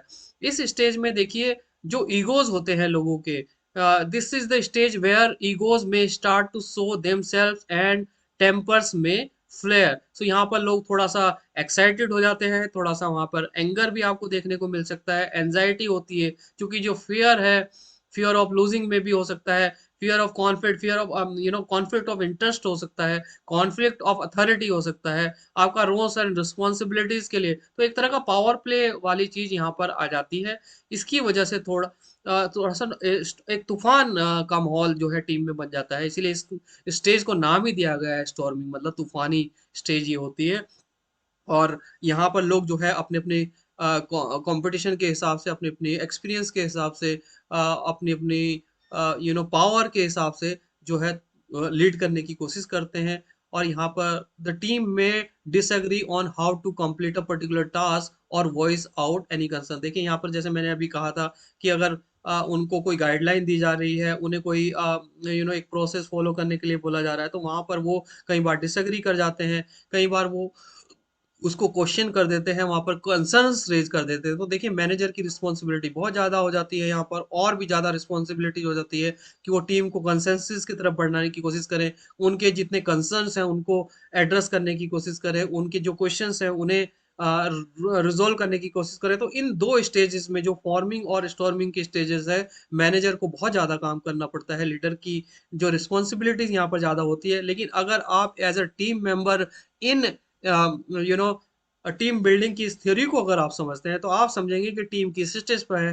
एटलीस्ट आप एक ट्रबल सम पार्ट नहीं बनेंगे किसी भी टीम में, आप एक अच्छा पिलर बन सकते हैं उस टीम में। और आप एक अच्छे परफॉर्मर भी बन सकते हैं अगर शुरू से ही आप हो सकता है कि इस थ्योरी को जानने के बाद आप थोड़े से पॉजिटिव हो जाएं, आप थोड़े से कूल हो जाएं, आप ज्यादा कॉन्फ्लिक्ट चीजों में ना आए, लेकिन कॉन्फ्लिक्ट आए तो उसको आप सही तरीके से रेज करें, ताकि उसका रिजोल्यूशन मिले, और आप हो सकता है कि आप सोल्यूशन भी प्रोवाइड कर सकते हैं, rather than raising concerns only, rather than complaining only. You can see the changes as an opportunity also, right? So अगर आप उनको अपॉर्चुनिटी की तरह हो सकता है देखने लगे, हो सकता है आप बेहतर डिस्कशन कर पाए, आप पॉजिटिव डिस्कशन कर पाए, पॉजिटिव एनर्जी आप टीम में ले पाए। तो इस तरीके से ये थियरी बहुत ही इंपॉर्टेंट है। दो स्टेजेस हमने पढ़ ली कि टीम को फॉर्मिंग के समय क्या स्टेज में लोग होते हैं एक टीम मेंबर्स की तरह, और मैनेजर की क्या रिस्पॉन्सिबिलिटीज हो जाती है। स्टॉर्मिंग फेज जो है, फॉर्मिंग के जो नेक्स्ट स्टेज है, वो फॉर्मिंग स्टॉर्मिंग का स्टेज है। स्टॉर्मिंग में देखिए हमने बात की कि लोगों के ईगोज आ जाते हैं, ईगोज की वजह से कॉन्फ्लिक्ट हो जाता है, पावर प्ले का गेम इसमें चलता है। तो इस तरीके की चीजें, और ये चीजें होती हैं रियलिटी में भी, एक्सपीरियंस में भी हम ये सब देखते हैं। कोशिश करते हैं लोग अपनी पावर का यूज करने की कोशिश करते हैं, अपने एक्सपीरियंस के हिसाब से वो उस चीजों को लीड करना चाहते हैं, अपने हिसाब से लीड करना चाहते हैं। तो ये स्टॉर्मिंग फेज हो जाता है। इसके बाद जब ये सारी चीजें हो जाती हैं, आपके कॉन्फ्लिक्ट रिजोल्व कर दिए जाते हैं, आपके कंसर्न एड्रेस हो जाते हैं, देन आप थोड़ा सा टीम जो है अब सेटलमेंट की तरफ बढ़ रही होती है, और स्टेज को कहते हैं नॉर्मिंग स्टेज। इस स्टेज में क्या होता है viewers? The groups finds ways to resolve conflict and begin to emerge as a cohesive unit. Criticisms and feedbacks are given constructively and members start cooperating with one another. देखिए कितनी अच्छी step है। जब आपके कॉन्फ्लिक्ट्स थे, conflict को आपने resolve करने की स्टेज में आ जाते हो, आपके कॉन्फ्लिक्ट रिजोल्व होने लग जाते हैं। आप क्रिटिसिज्म से लेकर, क्रिटिसिज्म की जगह आप फीडबैक, क्योंकि आप जब क्रिटिसिज्म करते हैं आपको फीडबैक मिलता है, आप दूसरों को फीडबैक देते हो कि नहीं ये चीजें हम इसलिए कर रहे हैं, ये इस प्रोसेस को चेंज करने का ये कारण है, इससे हमें ये बेनिफिट होंगे। इस आपके जो कॉन्फ्लिक्ट है, आपके जो कंसर्न्स हैं, उनको सेटल कर दिया जाता है, और आप उनसे सेटिस्फाई हो जाते हैं। टीम एक कोहेसिव यूनिट की तरह आपस में जेल होने लग जाती है। और यहाँ से देखिए नॉर्मिंग का फेज शुरू हो जाता है, और ये नॉर्मिंग का फेज जो है टीम को एक सेटलमेंट के लेवल पे ले आता है। आपकी जो फियर्स हैं वो कम हो जाते हैं, खत्म हो जाते हैं मैं कहूँगा। और यहाँ पर आपका जो है टीम सेटल की स्टेज में, ये एक टीम सेटलमेंट की स्टेज है कि यहाँ पर टीम सेटल हो रही है। इस स्टेज में देखिए क्या होता है। However, during the norming phase, there can be a few overlaps with storming. As new task appears, there may still be some incidents of conflict. However, as you already gone through the worst part, these disagreements may be easier to address. देखिए ये कह रहे हैं जब norming हो रहा होता है तो कुछ और नई क्लैरिटी आ जाती है, कुछ नई चीजें आ जाती है। थोड़ा सा स्टॉर्मिंग और नॉर्मिंग आपस में ओवरलैप होकर के चलती रहती हैं, कुछ नई चीज आ गई, नए कंसर्न आ गए, नए कॉन्फ्लिक्ट्स आ गए। लेकिन ज्यादातर चीजें मोस्टली चीजें सेटल हो चुकी हैं, आपके कॉन्फ्लिक्ट ज्यादातर रिजोल्व हो चुके हैं, इश्यूज रिजोल्व हो चुके हैं, कंसर्न एड्रेस हो गए हैं। तो यहाँ पर टीम सेटलमेंट की स्टेज पे ज्यादा हो जाती है, छोटे मोटे स्टॉर्मिंग ओवरलैप चलते रहते हैं। आइए व्यूअर्स बात करते हैं चौथे स्टेप पे, यानी चौथी स्टेज है ये टीम डेवलपमेंट की, इसको कहते हैं परफॉर्मिंग। सबसे पहले फॉर्मिंग हुआ, स्टॉर्मिंग हुआ, नॉर्मिंग हुआ, अब आ जाते हैं परफॉर्मिंग पे। जब टीम सेटल हो गई है, टीम कोहेसिव यूनिट की तरह अब अपने आप को समझने लग गई है, तो यहाँ पर आप देखिए परफॉर्मेंस की स्टेज ऑटोमेटिकली शुरू हो जाती है। कैसे? Confidence grows both individual and with other members of the group as they work towards a common goal. यहाँ पर देखिए, यहाँ तक आते आते नॉर्मिंग स्टेज में ये अंडरस्टैंडिंग बिल्ड हो जाती है कि हम किस कॉमन गोल के लिए काम कर रहे हैं। हमें सबको एक कॉमन ऑब्जेक्टिव है जिसको अचीव करना है, कॉमन गोल है, माइलस्टोन्स है, हमें टाइमलाइंस पता चल गई है, हमें यहाँ पर अपनी रिस्पॉन्सिबिलिटीज कंफर्म हो गई हैं, सबकी clear cut guideline, line of authority clear हो गई है, विजन मिशन क्लियर हो गए हैं। तो यहाँ पर आप लोग जो है परफॉर्मिंग की स्टेज पर आ जाते हैं, वो अपने अपने काम की रिस्पॉन्सिबिलिटी लेना शुरू कर देते हैं, अपने अपने काम में रुचि लेना शुरू कर देते हैं, उसको एग्जीक्यूट करना शुरू कर देते हैं। तो ये चौथी जो स्टेज आ जाती है टीम डेवलपमेंट की, उसे कहते हैं परफॉर्मिंग। देखिए, this is the stage where each member is confined and motivated. It's also where they can operate without strict supervision. देखिए यहाँ पर अब जो है मैनेजर की जो बहुत ज्यादा, जो लीडरशिप की जो ज्यादा जरूरत पड़ती है, वो 3 स्टेजेस में तक पड़ती है। First 2 stages are critical, very very critical from a management or a leadership perspective. Then from norming to basically they need to manage and control only, and I would say the influence and motivate more rather than guiding. So first to stage there is a lot of guidance, lot of instructions, lot of clarity, lot of concerns, resolutions, all of that have to do by the manager. But in the norming and the performing stage, they will normally have to do a less guidance, less instructions. The team becomes the self operating teams. They start doing or executing tasks or the things. So ये चीजें आ जाती है यहाँ पर। और so teams don't make it to this stage. So if you don't, it it's a real achievement. It's the stage they that every group will hope to make as it when you can get your best work done. देखिए ये stage जो है, performing वाली stage जो है, leadership के लिए, management के लिए थोड़ा सा इजी यहाँ पर आ जाता है। लोग परफॉर्म करना शुरू कर देते हैं, मोटिवेट हो जाते हैं और अपने काम को वो एग्जीक्यूट करना शुरू कर जाते हैं। ज़्यादा उनको गाइडेंस की जरूरत यहाँ पर नहीं पड़ती, वो सेल्फ मोटिवेट हो जाते हैं, सेल्फ एग्जीक्यूटिंग स्टेज में आ जाते हैं। और यहाँ पर वो स्टेज है जिसमें हम बेहतर जो है आउटपुट, बेहतर प्रोडक्टिविटी टीम से ले सकते हैं। और पांचवी और अंतिम स्टेज है व्यूअर इसमें एड्ज्योनिंग की, यानी कि जब हमने स्टॉर्मिंग फेज देख लिया, नॉर्मिंग फेज देख लिया, आपका परफॉर्मिंग फेज देख लिया, और लास्ट स्टेज होती है एडजॉर्निंग की स्टेज। इस स्टेज में क्या करते हैं कि having completed their task on the group dissolves, members will share either a sense of loss or relief depending upon the outcome of the task. देखिए यहाँ पर ये बात होती है कि जो हमारा कॉमन ऑब्जेक्टिव होता है, जिस ऑब्जेक्टिव के लिए हमने टीम फॉर्म की थी, या तो वो ऑब्जेक्टिव मेट हो गया है या नॉट मेट हुआ है, depending on the situation the project is successful और अ फेलियर। ये सारी चीजें वहां पर होती हैं। और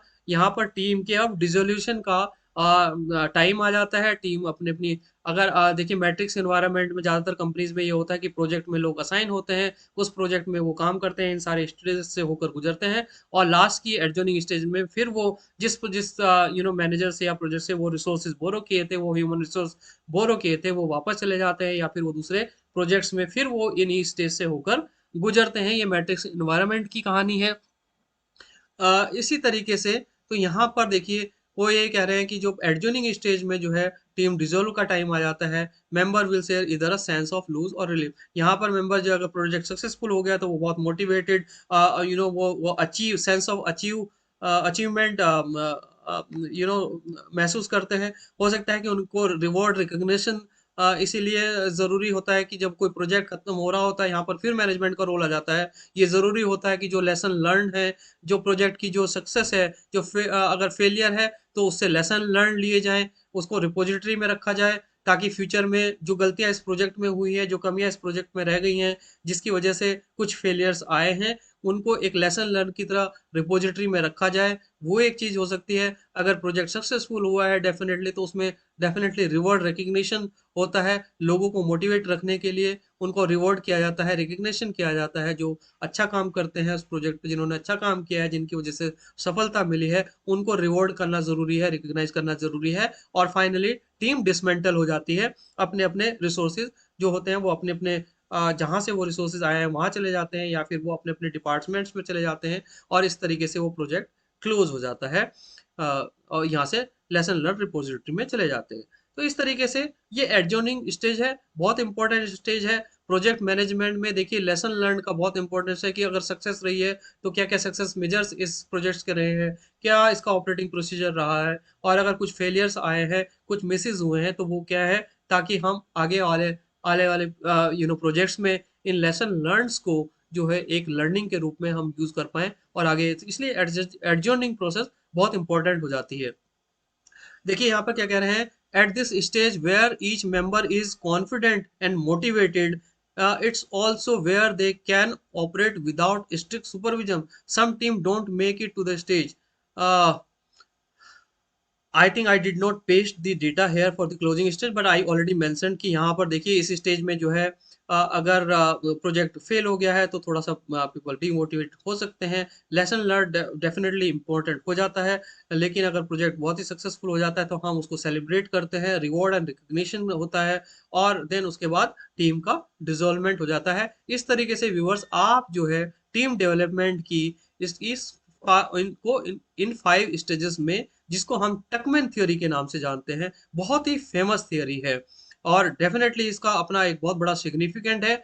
इसको आप एक टीम मेंबर की तरह भी समझ सकते हैं, इसको आप अगर आप मैनेजमेंट का पार्ट हैं, लीडरशिप का पार्ट हैं, तो आप उस व्यू से भी दे सकते हैं। तो दोनों व्यू से ही आप समझ सकते हैं कि आप किसी भी यू नो एंगल से आप इसे देखें तो इस थ्योरी का बहुत इंपॉर्टेंस है। और आप अगर एक टीम मेंबर हैं तो आप समझ पाएंगे कि एज अ टीम मेंबर आप किस स्टेज में हैं, और किस तरह के जो ये सिचुएशन से या फेजेस से आप गुजर रहे हैं। डेफिनेटली एक टीम डेवलपमेंट का पार्ट है, ये आनी ही होती है। तो आपका थोड़ा सा ईज बढ़ जाएगा, आप कॉन्फ्लिक्ट कंसर्न्स थोड़ा सोच समझ के रेज करेंगे, आप मैनेजमेंट को थोड़ा ज़्यादा सपोर्ट करेंगे, कोलिग्स के क्वेश्चंस को पॉजिटिवली लेंगे, उनके कंसर्न्स को पॉजिटिवली लेंगे, और बेहतर है। और इससे ये होगा कि अगर आप इस थ्योरीज को समझते हैं, मैनेजमेंट आपको अधिक सपोर्ट देगा, आपके क्वेरीज और कंसर्न्स को वो एड्रेस करने की कोशिश करेंगे, आपको मोर क्लैरिटी देने की कोशिश करेंगे, पर्पज विजन आपके साथ शेयर करेंगे, रोल्स एंड रिस्पॉन्सिबिलिटीज ग्रेटर तरीके से असाइन करने की कोशिश करेंगे। तो आप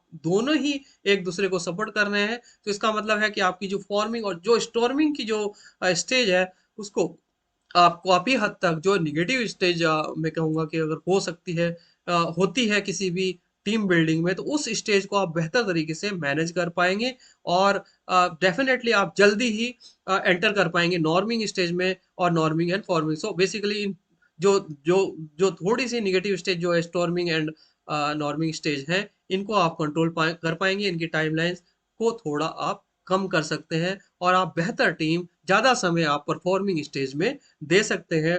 और डेफिनेटली आपको ये स्टेज जो है समझने में, टीम को समझने में यू नो हेल्प करेगी। आइए व्यूअर्स थोड़ा सा आगे बढ़ जाते हैं।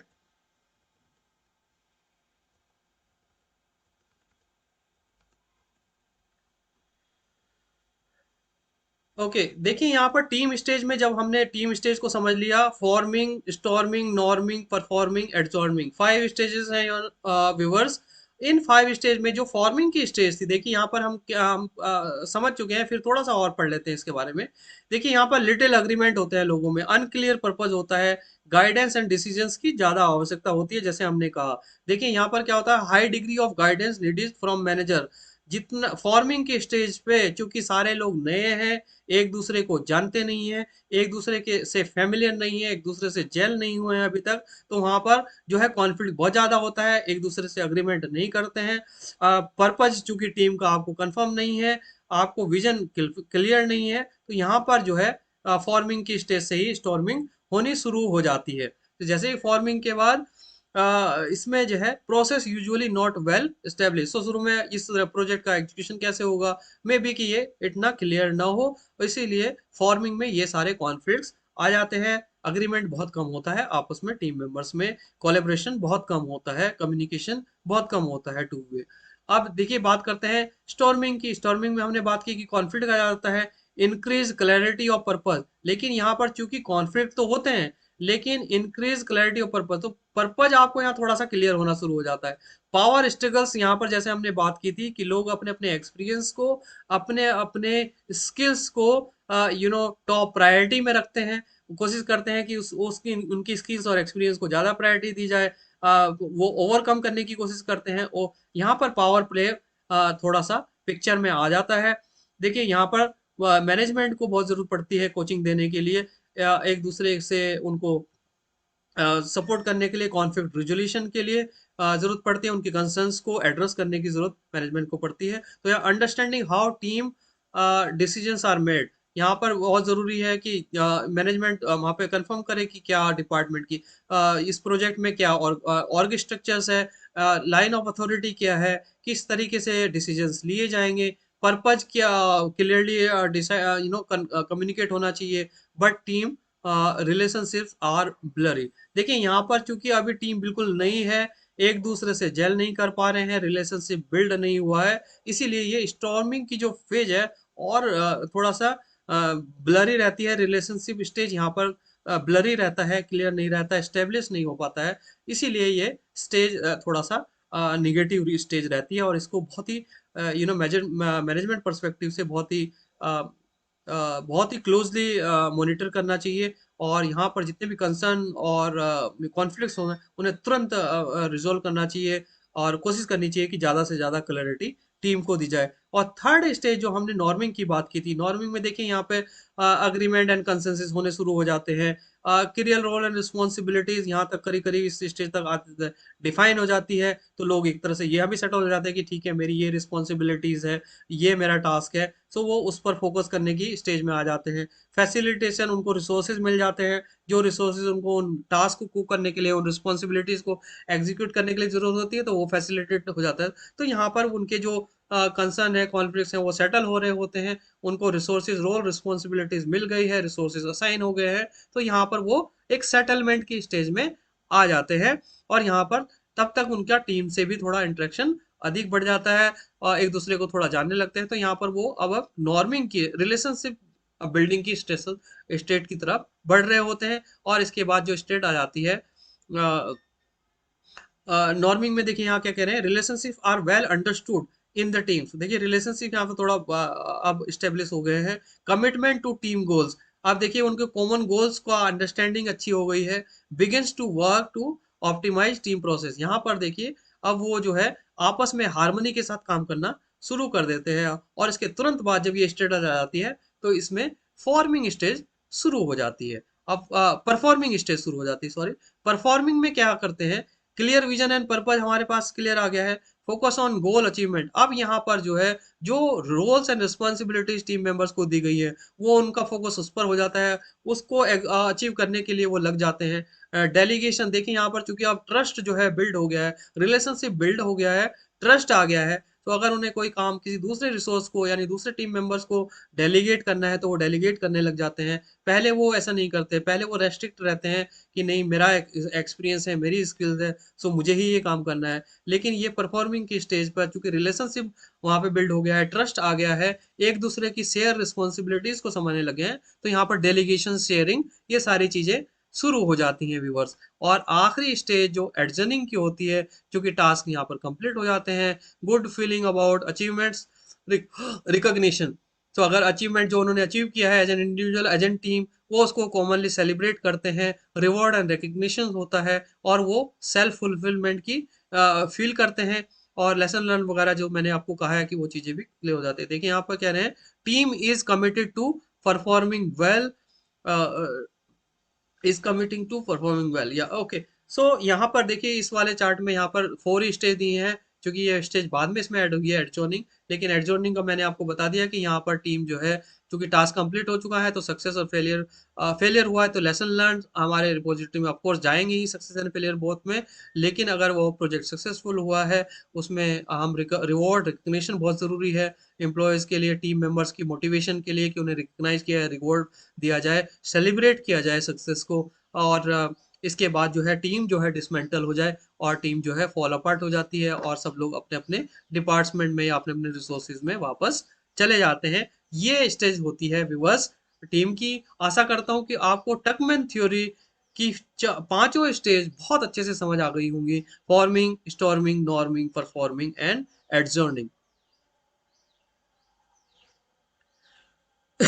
आइए विवाद थोड़ा सा इसको टास्क और रिलेशनशिप के पर्सपेक्टिव से यहाँ समझ लेते हैं। देखिए जब टीम फॉर्म हो रही होती है व्यूअर्स, तो इसको अगर आप ग्राफ को देखेंगे, देखिए फॉर्मिंग के बाद रिलेशनशिप का ग्राफ एकदम डाउन जा रहा है। स्टॉर्मिंग में वो रिलेशनशिप सबसे निचले स्तर पर होती है और यहाँ से जब स्टॉर्मिंग से वो नॉर्मिंग की तरफ स्टेज बढ़ती है तो रिलेशनशिप स्ट्रांग होती चली जाती है। और at the rate of performing norming to performing के लेवल पे वो रिलेशनशिप की स्टेज जो हाईएस्ट होती है। और यहाँ पर देखिए जो है, जो टास्क जो फोकस है, देखिए फॉर्मिंग होते समय आपकी रिलेशनशिप और टास्क का फोकस बिल्कुल डाउन हो जाता है। तो आप एक्सपीरियंस करेंगे जब नई टीम्स फॉर्म होती हैं, नए प्रोजेक्ट्स आते हैं, नई टीम्स उसमें अलाइन होती हैं, तो दोनों की जो फोकस है और जो उनका रिलेशनशिप है वो स्टेटस लेवल डाउन हो जाता है। स्टॉर्मिंग फेज में वो सबसे लोवेस्ट होता है।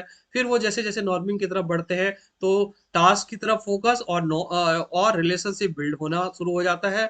और परफॉर्मिंग स्टेज तक जाते जाते टास्क पर फोकस हाईएस्ट लेवल पर और रिलेशनशिप वो इंजॉय कर रहे होते हैं, अंडरस्टैंडिंग को इंजॉय कर रहे होते हैं, टीम इन्वायरमेंट को इंजॉय कर रहे होते हैं और परफॉर्मेंस हो रही होती है। और लास्ट में एडजर्निंग लेवल पे फिर ये चीज़ें थोड़ा सा डाउन आती हैं और प्रोजेक्ट क्लोज हो जाते हैं व्यूअर। तो इस तरीके से आप इसे समझ सकते हैं। देखिए यहाँ पर कैसे कह रहे हैं, when teams are formed normally performance and relationship tend to decline initially. जो मैंने आपको बताया कि रिलेशनशिप और टास्क जो है, जो यानी जो प्रोडक्टिविटी है और जो आपस में टीम के रिलेशनशिप है, चूंकि लोग नए हैं, एक दूसरे को कम जानते हैं या प्रोजेक्ट को कम जानते हैं, प्रोजेक्ट की क्लैरिटी नहीं है, तो उनकी जो प्रोडक्टिविटी होगी वो भी डाउन हो जाएगी और रिलेशनशिप का स्टेटस भी डाउन हो जाता है। स्टॉर्मिंग लेवल पे चूंकि यहाँ पे बहुत ज़्यादा कॉन्फ्लिक्ट ऑफ इंटरेस्ट आ जाता है, पावर प्ले आ जाता है, प्रायोरिटीज क्लैसेस हो जाते हैं। तो यहाँ पर जो है ये जो रिलेशनशिप और टास्क की जो स्टेटस है वो स्टॉर्मिंग फेज पे सबसे लोवेस्ट होती है। नॉर्मिंग की तरफ बढ़ते बढ़ते ये स्टेटस में थोड़ा सा चूंकि टीम सेटल होना शुरू हो जाती है, अग्रीमेंट एंड कंसेंसस हो जाते हैं, clarity and role and responsibility define हो जाती है, तो वो नॉर्मलाइज की तरफ हो जाता है। तो focus on task and relationship building upper की तरफ जो है ग्राफ ऊपर चले जाने लग जाता है। और इसके साथ साथ ही परफॉर्मिंग स्टेज पे चूंकि at the performance team becomes more focus on goals achievement because of increase collaboration, sharing and delegation, working towards common goal हो जाता है। तो परफॉर्मिंग स्टेज पे जो है आपका टास्क फोकस और रिलेशनशिप हाईएस्ट लेवल पर होते हैं। At the time of adjourning the stage start getting ready for closing, dismantles, reassignments because of project completion, reward and recognition, lesson learned, repository, archive etcetera. देखिए यहाँ पर फिर last का stage जो आ जाता है वो एडजर्निंग का स्टेज आ जाता है, जो आपको ग्राफ में नहीं दिख रहा है, चार्ट में नहीं दिख रहा है, क्योंकि शुरू में इसमें 4 ही स्टेज थी जो एडजर्निंग को बाद में ऐड किया गया। बट चूंकि यहाँ पर रिलेशनशिप के डाउन आने का मतलब नहीं है, यहाँ पर ये लोग सब इसको रिवॉर्ड रिकग्निशन को एंजॉय करते हैं, प्रोजेक्ट क्लोज हो जाता है और यहाँ पे जो है सेलिब्रेशन होता है, लेसन लर्न लिए जाते हैं और इस तरीके से एक टीम की पूरी स्टेज कवर हो जाती है। सो व्यूवर्स मैं आपको इसमें बताना चाहूंगा कि ये जो स्टेज है समझने के हिसाब से, forming, storming, norming, performing and adjourning, ये जो 5 स्टेज हमने देखी, ये नॉर्मली आपको इसको स्टेज के रूप में देख रहे हैं, परंतु ये इनमें ओवरलैप रहता है। नए टीम मेंबर्स ऐड होते रहते हैं, पुराने जाते रहते हैं। अगर कोई बड़े प्रोजेक्ट है, लॉन्ग टर्म प्रोजेक्ट्स है, सो उनमें ये स्टेजेस काफी हद तक ओवरलैप रहती हैं। नए मेंबर्स फिर उन्हीं स्टेज से होकर गुजर सकते हैं, पर चूंकि टीम जो है मोस्टली सेटल हो जाती है तो नए मेंबर्स को उसमें इन स्टेजेस से गुजरने में ज़्यादा परेशानी नहीं होती। लेकिन शुरू में ये जो टीम बिल्डिंग है किसी भी प्रोजेक्ट के लिए, किसी भी मिशन के लिए, किसी भी कम्युनिटी के लिए, ये थोड़ा सा ज़्यादा ज़्यादा हमें मेहनत की ज़रूरत होती है एज ए टीम मेंबर भी और एज अ मैनेजर या लीडरशिप भी। आइए विवाह थोड़ा सा अब आगे चलते हैं। इसके अलावा टकमैन थियरी के अलावा टीम बिल्डिंग में एक और थियरी है जिसको कहते हैं कोमारंस्की एंड मोजेंटर कि ये जो है स्टेज ऑफ डेवलपमेंट है। इन्होंने क्या किया था, इन दोनों ने 1987 में वो वेरियस थ्योरीज को इंटीग्रेट करके एक टीम डेवलपमेंट की इन्होंने स्टेज सेट की है। इन्होंने कहा कि टीम डेवलपमेंट की ये स्टेजेस होती हैं। क्या होती हैं ये 5 स्टेजेस? इन्होंने कहा है कि हर एक टीम के डेवलपमेंट की 5 स्टेजेस होती हैं। पहली स्टेज होती है अवेयरनेस, दूसरी होती है कॉन्फ्लिक्ट, और तीसरी होती है कोऑपरेशन, और चौथी होती है प्रोडक्टिव, और पांचवी होती है सेपरेशन। करीब करीब उसी तरीके की इन्होंने चीजें करने की कोशिश करी है, लेकिन इन्होंने थोड़ा सा नाम डिफरेंट दे दिया है व्यूअर्स। हालांकि टकमैन थियरी हमारे इंडस्ट्री में हर तरह से ज़्यादा चूंकि इजी टू अंडरस्टैंड है तो ज़्यादा चलन में है। इस थ्योरी को भी हम समझने की कोशिश यहाँ पर कर सकते हैं। इसमें भी 5 स्टेज में इन्होंने किया है। पहली स्टेज अवेयरनेस, ये कह रहे हैं क्या कह रही है अवेयरनेस में, और ये हर एक स्टेज में को टास्क आउटकम और रिलेशनशिप आउटकम के रूप में इन्होंने टेबुलर फॉर्मेट में दिया है। क्या कह रहे हैं ये, at this stage individuals get to know each other by knowing the goals of the team. They commit themselves to the goal that the members get to know and accept to work together for a goal about which they have enough knowledge. देखिए ये कह रहे हैं कि awareness का knowledge stage होता है पहला।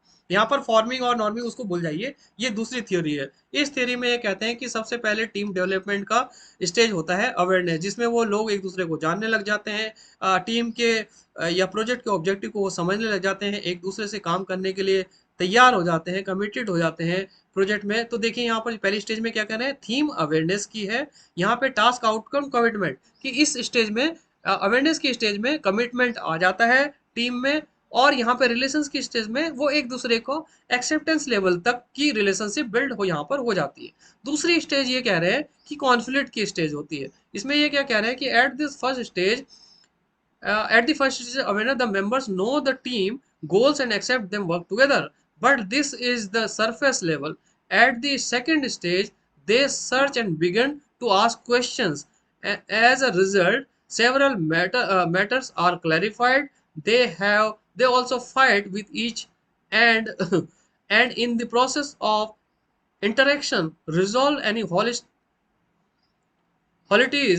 holidays they may have resulting in the feeling of belonging to the group। देखिए क्या कह रहे हैं, ये जो दूसरी स्टेज इन्होंने भी कॉन्फ्लिक्ट की स्टेज रखी है, जिसमें वहां पर जो है स्टॉर्मिंग की स्टेज थी। तो ये स्टॉर्मिंग की स्टेज वहां पर टकमैन थ्योरी में स्टॉर्मिंग की स्टेज थी। इन्होंने कहा है इसको कॉन्फ्लिक्ट। यहाँ पर यही कह रहे हैं कि लोगों को जान गए हैं, प्रोजेक्ट में काम करने के लिए अग्रसर हो गए हैं, परंतु यहाँ पर जो है लोग एक दूसरे को क्वेश्चन करना शुरू कर देते हैं। एक दूसरे को जब क्वेश्चन करते हैं तो डेफिनेटली वहाँ कॉन्फ्लिक्ट रह जाता है। जब कॉन्फ्लिक्ट रह जाता है तो टास्क आउटकम क्या होगा, यहाँ पे बहुत सारी क्लैरिफिकेशन देने पड़ते हैं, बहुत सारे पॉइंट्स क्लैरिफाई करने पड़ते हैं, बहुत सारे आपके जो कॉन्फ्लिक्ट हैं उनको रिजोल्व करना पड़ता है।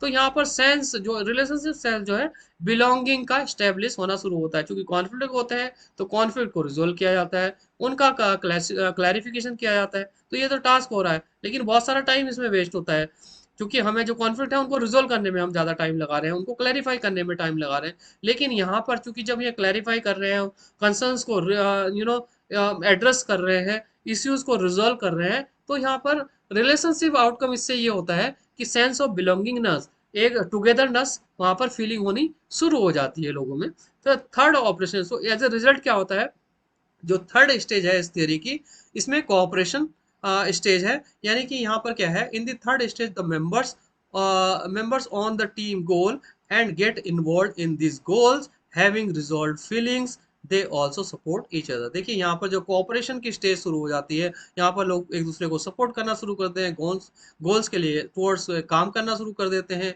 और वो एक दूसरे से रिजॉल्व फीलिंग, यहाँ पर अब देखिए कॉन्फ्लिक्ट चूंकि रिजॉल्व हो चुके हैं तो वहां पर रिलेशनशिप बिल्डिंग का स्कोप यहाँ पे कॉर्पोरेशन में ये कह रहे हैं। टास्क आउटकम क्या है यहाँ पर, कि लोगों का आपस में इन्वॉल्वमेंट हो गया है, और रिलेशनशिप आउटकम क्या है, यहाँ सपोर्ट। अब एक दूसरे को लोग सपोर्ट करने की स्टेटस, सबसे पहले एक्सेप्टेंट की स्टेजेस में आए, सेकंड स्टेज कॉन्फ्लिक्ट रिजोल्यूशन में वो बिलोंगिंग की स्टेजेस में आए, रिलेशनशिप की हम बात कर रहे हैं, फिर वो सपोर्ट की स्टेजेस में आ गए। और देखिए उसके बाद जो स्टेप्स आता है, थर्ड स्टेप है जो कॉपरेशन की हमने बात की थी, वो सपोर्ट स्टेज में आ जाते हैं। फोर्थ आता है प्रोडक्टिविटी। प्रोडक्टिविटी में क्या हो रहा है, at this stage of the real achievement of the goals and outcome. देखिए यहाँ पर रियल प्रोडक्टिविटी होती है, एक्चुअल टास्क होते हैं, एग्जीक्यूशंस होते हैं, जो हर एक की रिस्पॉन्सिबिलिटी है वो उसको परफॉर्म करते हैं और उसमें एक्सीलेंस करने की कोशिश करते हैं, बेटर डिलीवर करने की कोशिश, and the team members achieve these objectives, feel proud of their achievement. अब यहाँ पर चूंकि वो अपने काम को एग्जीक्यूट कर रहे हैं, रिस्पॉन्सिबिलिटीज को फुलफिल कर रहे हैं, एग्जीक्यूट कर रहे हैं, तो sense of achievement, definitely sense of fulfilment आता है। तो प्रोडक्टिविटी स्टेज पे जो है टास्क आउटकम, यहाँ पर अचीवमेंट आता है क्योंकि वो टास्क को अचीव कर रहे हैं, माइलस्टोन्स को अचीव कर रहे हैं। और रिलेशनशिप आउटकम में यहाँ पर वो प्राइड फील करना शुरू कर दें, among the team they feel pride, right. And then of course the fifth stage आती है सेपरेशन की, जो वहां पर एडजॉर्निंग थी टकमैन थ्योरी में। इसमें ये क्या कह रहे हैं कि हैविंग अकम्प्लिशमेंट द गोल और the outcome, some task specific teams may decide to get resolved or a time bound time come to a close. The excellent work done by the members is recognized, and the team members who have high sense of satisfaction of working with each other. This is the stage of closure of the team or closure of one task on which the team was working.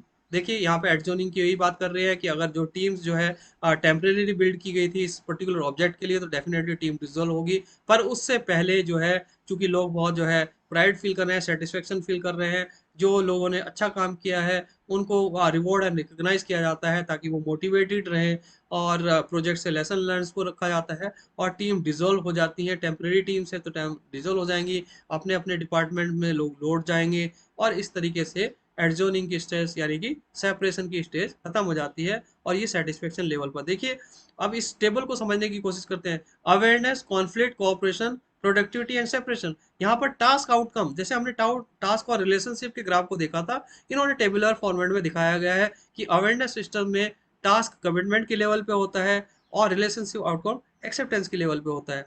Conflict जो कि second stage है, उसमें task outcome clarification की stage में होता है। क्योंकि यहाँ पर बहुत सारे कॉन्फ्लिक्ट हैं, उनका क्लैरिफिकेशन दिया जाता है, तो टास्क वही हो रहा है, क्लैरिफिकेशन और रिजोल्यूशन के ही टास्क हो रहे हैं। रिलेशनशिप आउटकम में लेकिन बिलोंगिंगनेस हो रही है, क्योंकि एक दूसरे की क्वेरीज को, कंसर्न्स को हम एड्रेस कर रहे हैं, रेज कर, उनको रिजोल्व कर रहे हैं, तो यहाँ पर बिलोंगिंगनेस का सेंस आना रिलेशनशिप में शुरू हो जाता है। फिर कोऑपरेशन स्टेज में टास्क आउटकम इन्वॉल्वमेंट होता है, क्योंकि एक दूसरे के साथ कोऑपरेशन, तो इन्वॉल्वमेंट हो गया, शुरू हो जाता है टास्क के लेवल पे, और रिलेशनशिप लेवल पे वो एक दूसरे को सपोर्ट करने लग जाते हैं।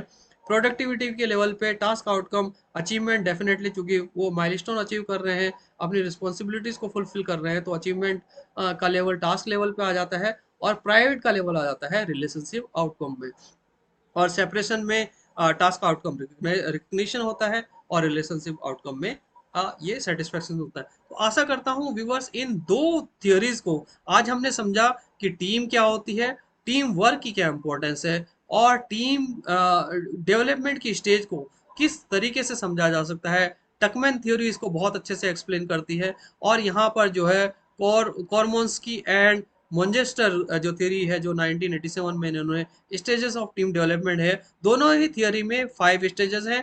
टकमैन की थियोरी में 5 स्टेज हैं, forming, storming, norming, performing and एडजर्निंग। और यहाँ पर जो इस थियोरी में भी 5 स्टेज हैं, लेकिन इनके नाम सबके अलग हो गए हैं, awareness, conflict, cooperation, productivity and separation. So viewers, आपको ये याद रखना है कि कौन सी थ्योरी में कौन सी स्टेजेस हैं और किस तरीके से है, और टकमैन थ्योरी इसमें बहुत ही फेमस थ्योरी है व्यूअर्स। तो आशा करता हूं आज के डिस्कशन से आपको बहुत लाभ हुआ होगा। आप टीम की इंपॉर्टेंस को, टीम वर्क को और टीम की थ्योरीज को बहुत अच्छे से यूटिलाइज आज के बाद कर पाएंगे। इसी के साथ मैं आप सभी का धन्यवाद करता हूं, व्यूअर्स का, फॉलोअर्स का, सब्सक्राइबर्स का। और आप सबसे रिक्वेस्ट करता हूं कि आप हमारे चैनल को लाइक करें, शेयर करें, सब्सक्राइब करें, और देखते रहें videos, motivational and learning videos only at think Edura. This is Chris. Bye bye. Thank you so much.